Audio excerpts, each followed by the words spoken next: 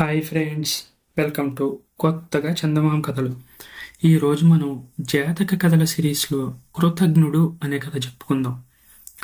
పూర్వం బ్రహ్మదత్తుడు కాశీ రాజ్యాన్ని పరిపాలించే కాలంలో బోధిసత్వుడు కోసల రాజుగా జన్మించాడు. ఆయనకు సత్యసేనుడు అని ఒక కుమారుడు ఉండేవాడు.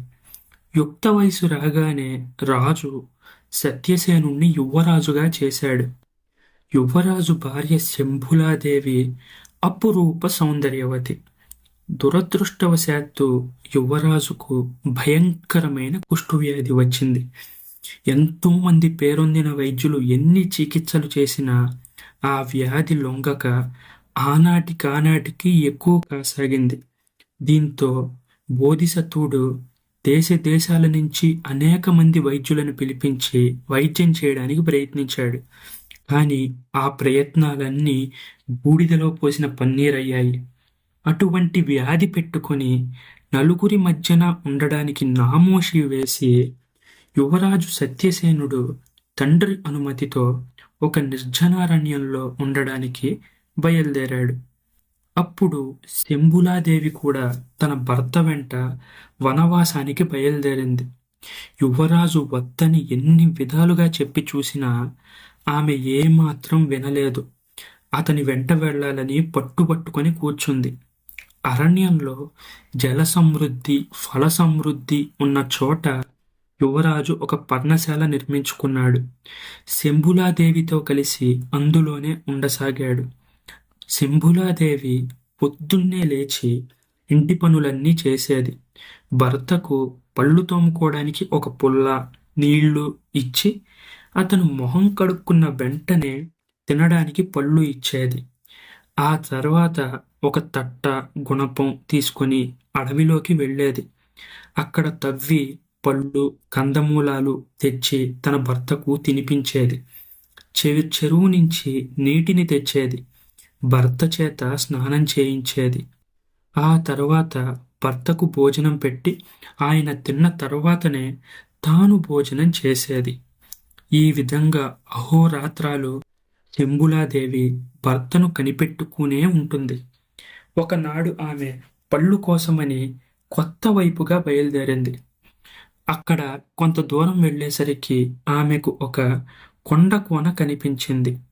ఆ కొండ కోనలో ఒక కోనేరు ఉంది. దాన్ని చూడగానే ఆ కోనేట్లో స్నానం చేయాలి అని శంభులాదేవికి అనిపించింది. ఆమె అందులో స్నానం చేసి బయటికి వచ్చేసరికి ఆమె శరీరం మేలిమి బంగారు ఛాయతో ప్రకాశించడం మొదలుపెట్టింది. ఆ సంగతిని ఆమె గమనించలేదు. కానీ సరిగ్గా అదే సమయానికి అటుగా పోతున్న వేటగాడొకడు ఆమెను చూసి నిర్ఘాంతపోయాడు. వెంటనే ఆమె దగ్గరకు వెళ్ళి తనతో పాటు గూడెమునకు రమ్మని, తనను పెళ్లాడమని బతిమలాడాడు. ఆమె దారికి అడ్డు నిలబడి అస్సలు కదలనివ్వలేదు. విసిగిపోయిన శంభులాదేవి, "ఓరై పాపాత్ముడా, నాశనమైపోతావు" అంటూ తన బిందెలో ఉన్న నీటిని వాడి మీద చల్లింది. వెంటనే పిడుగు దెబ్బ తిన్నవాడిలాగా వాడు పడిపోయాడు. వేటగాడి బెడదని వదిలించుకొని నీరు పళ్ళు తీసుకొని పర్ణశాలకు తిరిగి వచ్చేసరికి చాలా ఆలస్యమైపోయింది. భర్త ఇంత ఆలస్యమైందేంటి అని భార్యని అడిగాడు. శంభులాదేవి జరిగిందంతా చెప్పింది. కానీ భర్త ఆమె చెప్పిన మాటలను ఏమాత్రం నమ్మలేదు. ఆడవాళ్ళు ఎన్నైనా కల్పించి చెప్పగలరు. వాళ్ళు ఎక్కడ తిరిగినా వాళ్ళని అడిగేవాళ్ళు ఉండరు. నువ్వు కూడా అంతే కదా అని హేళన చేస్తూ మాట్లాడాడు. "స్వామి, నేను చెప్పేది సత్యమైతే మీ వ్యాధి ఈ నీటితో నయమైపోవాలి" అంటూ బిందెతో తెచ్చిన నీరుతో భర్తకు అభిషేకం చేసింది. వెంటనే ఇంద్రజాలంలాగా అతని వ్యాధి కూడా తుప్పు పట్టినట్టు రాలిపోయింది. అతని శరీరం బంగారంలాగా మెరవడం ప్రారంభమైంది. తన భార్య ప్రాతివ్రత్యం కంటే తనకు వ్యాధి నయమైందన్న విషయం సత్యసేనుడికి ఎక్కువ ఆనందం కలిగించింది. అతను వెంటనే బయలుదేరి కోసల రాజధాని నగరానికి వచ్చాడు. ఉద్యానవనంలో విడిది చేశాడు. తన రాకను గురించి తండ్రికి కబురు చేశాడు. రాజు స్వయంగా ఛత్రచామరాలతో బయలుదేరి ఉద్యానవనానికి వచ్చి తన కుమారుడికి స్వాగతం పలికాడు.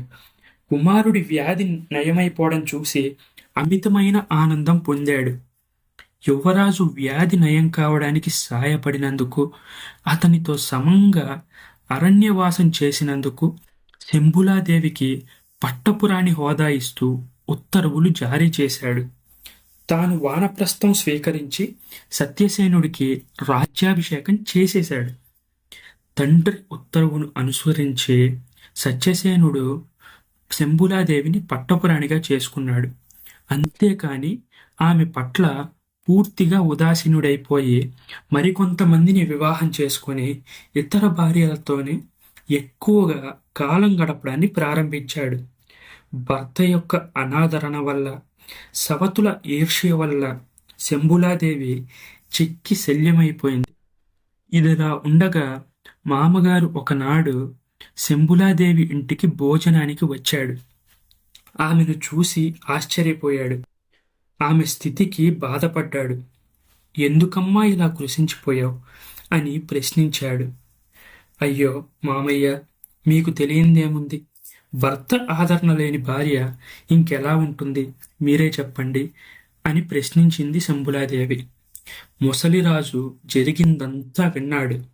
ఆ వెంటనే సత్యసేనుణ్ణి పిలిపించాడు.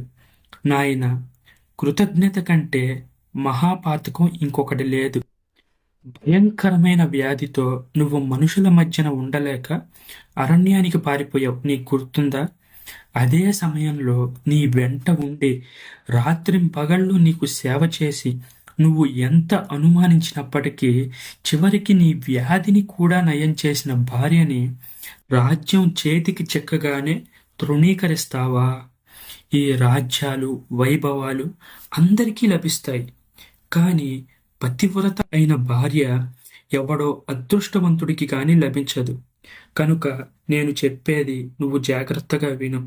శంభులాదేవిని అనాదరంతో చూడకు. అందువల్ల నష్టపోయేది నువ్వే. నువ్వు ఇంకొక్కసారి శంభులాదేవిని అనాదరంతో చూసినట్లు నాకు తెలిస్తే నీకిచ్చిన రాజు పదవిని తీసేసి శంభులాదేవినే పాలకురాలిగా నియమిస్తాను అని హెచ్చరించాడు. సత్యసేనుడు జ్ఞానోదయం కలిగిన వాడై భార్యకు క్షమాపణ చెప్పుకున్నాడు. ఆమెకు తనపైన, ఇతర భార్యలపైన అంతులేని అధికారాలిచ్చాడు. ఆమెను ఆదరంతో చూసుకుంటూ కాలం గడిపాడు. ఈ కథ మీకు నచ్చినట్లయితే దీన్ని లైక్ చేయండి, మీ ఫ్రెండ్స్ అందరికీ షేర్ చేయండి. అలాగే మన ఛానల్ని సబ్స్క్రైబ్ చేసుకోవడం మాత్రం అస్సలు మర్చిపోకండి. Thank you friends.